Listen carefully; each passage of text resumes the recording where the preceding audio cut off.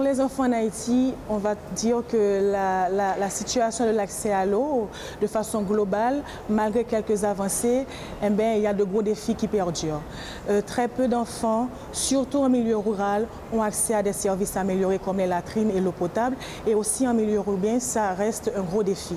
Et cet accès à l'eau, eh bien sûr, vous savez, ça a pas mal de conséquences déjà dans cette lutte contre le choléra qu'on mène ici en Haïti. Mais de façon globale, en termes de soins, en termes de santé, il y a effectivement des effets néfastes sur la santé. Mais lorsqu'on va un peu plus loin creuser cet aspect d'accès aux services, surtout à l'eau, on va aussi découvrir d'autres aspects de la réalité de l'enfant. On va aussi mettre le doigt sur le problème du travail des enfants en Haïti. Très souvent, mais comme il n'y a pas beaucoup d'accès à l'eau, l'enfant sera éventuellement, surtout dans les foyers pauvres, la personne qui sera chargée d'approvisionner la maison en eau potable.